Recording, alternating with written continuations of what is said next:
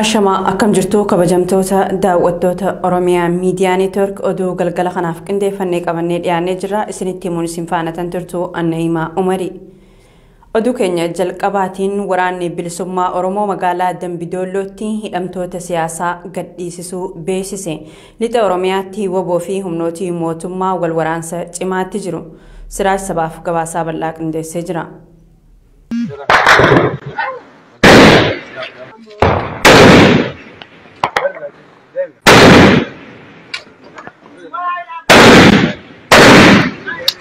Eda halkan irraa jalqabee lixa Oromiyaatti waraanni bilisummaa Oromoo lola jabaa humnoota mootummaa irratti banuun dhagahameetii jira.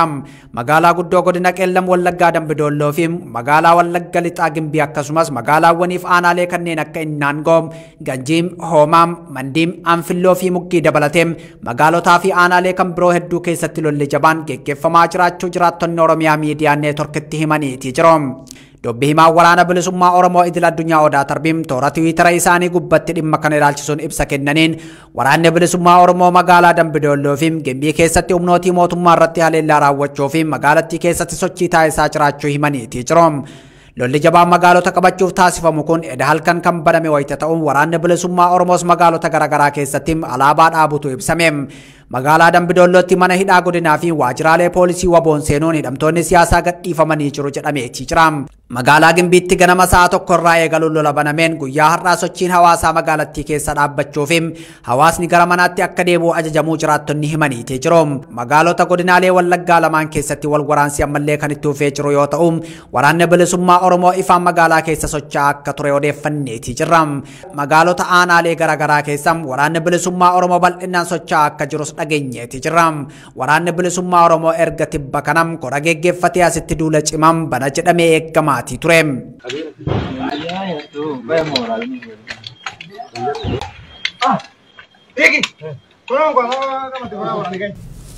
Godina Shawaa Lixaa gandoota baadiyyaa aanaa jalduu keessatti waraana bilisummaa Oromootiif deeggarsa taasiftan jechuun hawaasa reebuu fi hidhuun akkaan hammaachuu jiraattonni himanii jiru. Aanaa jalduu ganda sariitii jaamu keessatti abbaa warraa kee bakka inni jiru nutti himi jechuun haadha Oromoo Aaddee Biraanee Baay'isaa jedhamtu daa'ima ishii waliin humnootiin mootummaa hidhanii jiru. Dabalata qabna. Aaddee Biraanee Baay'isaa dheengadda waaree booda ture. Qaamolee mootummaatiin reebichi hamaan kan irratti raawwatame. Humnoonni mootummaa reebicha hamaa erga irratti raawwatanii booda daa'ima xiqqoo waggaa 3 waliin ishii fuudhanii deemu miseensonni maatii Oromiyaa Miidiyaa Neetworkitti himanii jiru.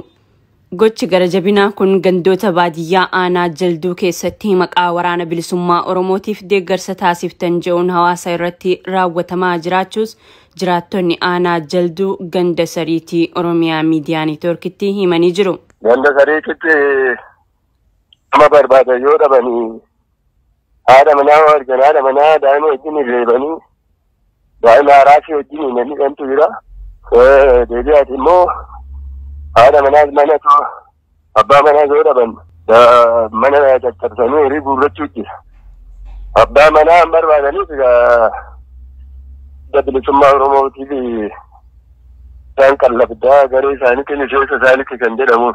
Maatii Aaddee Biraanee warraa manaa dhabnaan ishii qabaniitoo daa'ima mucaa dhalattuu akka dhagna qabsiisetti isaa wajjin hidhanii hidhaa keessa hir'amne. Jaldubatti hidhanii waajjira poolisiitti reebamaniiti daadhessanii loggoon laalchisaniitu akkasitti daa'ima waggaa 3 lukaan oofanii ganda sariititti amma aanaa jalduutti. Abbaa warraa kee bakka inni jiru nutti himi jechuun haadha Oromoo Aaddee Biraanee Baay'isaa irratti reebicha hamaa erga raawwatanii booda daa'ima waggaa 3 waliin gara jalduu geessuun waajjira poolisii aanaa jalduutti hidhuu kan himan jiraattonni Aaddee Biraanee Baay'isaa sababa reebichi irratti raawwatameen miidhaa hamaaf saaxilamte yeroo ammaa kana nyaata nyaachuu hin dandeessu jedhu. Hawaasa nagaa maqaa waraana bilisummaa Oromoo deeggartu jechuun reebuu fi hidhuun akkaan hammaachuu jiraattonni OMN dubbisee himaniiti jiru. Ganduma sariitii keessatti waraana bilisummaa Oromoof deeggarsa taasiftan jechuun qaamoleen mootummaa qonnaan bulaa Oromoo obbo Gazzaany Mardaasaa jedhamu irratti reebicha hamaa raawwataniin du'aa fi jireenya gidduutti isa gatanii akka deeman miseensonni maatii himanii jiru. Dabalataanis humnoonni mootummaa har'a ganama qe'ee obbo Waltajjii Margaa dhaquun ati miseensa waraana bilisummaa Oromooti jechuun isa qabuuf yoo yaalan inni harkaa waan ba'eef qe'ee isaa saamanii miseensota maatiis gara mana hidhaatti fudhatanii adeemanii jiru jedhu jiraattonni ganda sariiti. Qaama mootummaati dhiibbaa namarraan gahaa jiru. Waltajjii Margaan jedhan nama dhufanii mana caccabsanii kutuu tokkitti kan qabuu fi obboleessa isaa fudhatanii deema. Waltajjichi makatee horii fi obboleessa isaa fudhatanii deemanii. Gaddu ammoo gaafuma adda biraanii qaban sana Gazzaany Mardaasaa kan jedhamu dabattabanii du'e kan jedhamuun gatanii deeman. Ajjeef jedhaniituma biraa deeman. Sodaa qabna kaa'ee labsii labsuudhaan yoo manaa deemne yoo caccabsoo nutti dhufanii ni dabaddabu. Sodaa cimaa qabna. Aanaa Jalduu keessatti manneen jiraattotaa gubuu fi qonnaan bultoota Oromoo maqaa waraana bilisummaa Oromoo deeggartan jechuun hidhuu fi saamuun akkaan waan hammaateef hawaasni qe'ee gadi dhiisee baqachaa jiraachuu Oromiyaa Miidiyaa Neetwoork odeeffatee jira. Qondaalli olaanaan adda bilisummaa Oromoo obbo Mikaa'el Booran dhukkubsachuun haala hammaataa keessa jiraachuun dhagahame. Qondaalli kun dhibee isaatiif dawaa argatee akka bayyanatuuf dhuunfaan akka hin yaalamneef poolisiin dhoowwuu maatiin himanii jiru. Qondaalota ABO mana hidhaatti dararamaa jiran hedduu isaanii manni murtii bilisa baasus poolisiin maalna dhibdeedhaan hidhaatti hambisee jira. Muhammad Fantaalee gabaasa dabalataa qaba. Qondaalli olaanaan adda bilisummaa Oromoo obbo Mikaa'el Booran mana hidhaa keessatti dhukkubsachuun haala yaaddeessaa irratti argamu jedhame. Hospitaala poolisii Federaalaa fi hospitaala Lagahaaritti wal'aanamanis wal'aansa gahaa waan hin arganneef ammallee dhukkubnitti hammaatee jiraachuu maatiin isaanii himaniiti jiru. Obboleettiin obbo Mikaa'el Adde Silgee Baqqalaa hospitaala poolisii Federaalaa fi Lagahaaritti geeffamee ilaalamus fooyyee tokkollee osoo hin agarsiisin gara buufata poolisiitti deebifamu Addis Istaandarditti himtee jirti. Qondaalli ABO kun erga yeroo jalqabaa qabamanii caffeetuma yookaanum 6 kiiloo lafa jalatti hidhamanii miidhamanii turan jedhame. Boodarras galaanitti dhokfamanii hidhamuun hedduu miidhamanii wal'aansa osoo hin argatin turuu himte Silgeen. Qondaalli kun dhibee isaaf dawaa argatee akka bayyanatuuf dhuunfaan akka hin yaalamneef poolisiin dhoowwuus maatiin himanii jiru. Sababni bayyanachuu dhabuu Mikaa'el Booran wal'aansa gahaa dhabuu akka ta'e obboleettiin isaanii ibsitee jirti. Dhukkubnitti cimee laafee jennaan poolisiin guyyaa roobii yookaan waxabajjii 8 gara hospitaala poolisii Federaalaa geessan jette. Achirraa immoo qorannoo dabalataatiif gara hospitaala Lagahaaritti ergame achittis arguu hin dandeenye boru deebi'ii jedhaniini. Guyyaatti aanu kamisas deebisanii geessanii bu'aa qorannoo altiraasaawundii ilaalanii qoricha wayii kennanii fi wanti sodaachisuun jiru yoo si dhiisuu deebitee dhufta jedhanii gara mana hidhaatti deebisan jechuun haala ture ibsite Silgeen. Erga mana hidhaatti deebi'ee booda sangammaatti dhukkubichi daran itti jabaachuun haala ulfaataa keessa jiraachuu isaaniitu gabaafame. Obbo Mikaa'el maatii isa ilaaluuf dhaqeeyyuu ol jedhee dubbisuuf humna kan hin qabne ta'uu himuun haala kanaan turraan dhimmi lubbuun jiraachuu isaaniitu yaaddessaa akka ta'e dubbatte obboleettiin isaanii. Tibbana buufata poolisii Burraayyuutti deddeebi'uun haala isaaniitiif waahillan isaanii irra jiran hordofaa akka jiran kan himte obboleettiin obbo Mikaa'el Booran haalli qabiinsa mana hidhaa bifa duraan ture irra fooyya'aa ta'ullee yeroo ammaa kana mana hidhaa keessatti qorritti hammaachaa akka jiru himachuu isaanii dubbatte. Kana malees manni murtii si'a 3 bilisa erga isaan baasee booda himannaa tokko malee seeraan ala hidhamanii akka jiran yaadachiiste jirti. Abukaatoon isaanii Tuulii Baay'isaa Gamisaatiin yaada Addis Istaandardiif laataniin yeroo ammaa kana qondaalonni ABO 7 himannaa tokko malee mana hidhaa buufata poolisii Burraayyuutti akka argaman himanii jiru.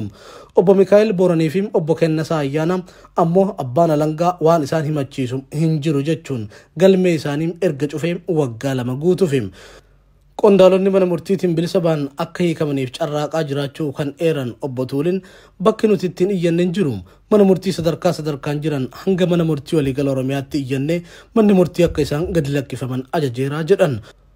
Komishinii poolisiittis iyyannee jirram. Akkasumas jarreen kun kan himataman labsii farra shororkeessummaan waan ta'eef dhimmi kun kan isaan ilaallatu abbaa alangaa waliigalaa federaalaatu hordofeef yoo akka qabaatan akka himataman himannaan irratti hin dhiyaatu taanan ammoo akka gadi lakkifaman jennee jechaanis barreeffamaanis iyyannee jirram garuu deebii hin arganne jedhan. Baha Oromiyaa godinaalee Harargee bahaa fi lixaatti dargaggoota hidhuu fi dirqisiisanii gara waraanaatti oofuun hammaatee jira jaame. Araddoota baadiyyaa aanaalee godinaalee Harargee lamaanii irraa guyyaa guyyaan dargaggoonni dabballootaa fi humnoota tikaa mootummaatiin guuramaa jiraachuu maddeen odeeffannoo Oromiyaa Miidiyaa Neetworkitti himanii jiru. Humnootiin kunneen kanaan dura barattootaa fi dargaggoota biroo hojii isiniif uumna jechuun gowwoomsanii gara waraanaa oofaa turan amma immoo gandoota baadiyyaa keessa deemuun dirqamaan guuraa jiru jaani. Maatiin ilma tokko malee hin qabne birrii 10,000 hanga 20 kaffalchiisaa jiraachuu jiraattonni himanii jiru. Kana malees magaalota akka Awwadaay, Haramayaa, Dhangaggoo, Calanqoo, Kaaramillee, Baroodaa, Qullubbii, Laangee, Watar, Dadar, Hirnaa, Qunnee fi kanneen biroo keessaa namoota iddoowwan garaagaraatii gabaa godhachuuf dhaqan funaananii gara kaampii waraanaatti geessaa jiru jaani jiraattonni. Itoophiyaatti qaala'insi jireenyaa ji'a caamsaa keessa sadarkaa olaanaa irra ga'e. Qaala'insi jireenyaa Itoophiyaa ji'a eebilaa keessa 36.6 ture. Ji'a caamsaa keessa 37.2 irra ga'uu isaa ragaan yeroo dhihoo ejensi istaatiksii giddugaleessaa Itoophiyaa baase ni mul'isa. Ajensiin istaatiksii giddugaleessaa Itoophiyaa yookaan SCA qaala'insi meeshaalee nyaataa ji'a dabreerraa 100% xiqqoo dabalee ji'a caamsaa keessa 43.9 ga'uu ibsee jira. Gatiin kuduraa fi muduraa ji'a dabre keessa daballii kan agarsiise yommuu ta'u, gatiin midhaan nyaataa kanneen akka boqqolloo, mishingaa fi qamadii hir'ina agarsiisuu ejensiin istaatiksii giddugaleessaa Itoophiyaa ibsee jira. Gatiin foonii, gatiin aannanii, hanqaaquu fi zayitii nyaataa biyya keessaa fi kanneen biroos dabalee jira. Weerarri COVID-19 waraansi jijjiiramni qilleensaa hongeen kibbaa fi baha biyyattii mudatee qaala'insa jireenyaa hamaa wantoota hordofsiisan akka ta'an ibsa kana keessatti eerameeti jira.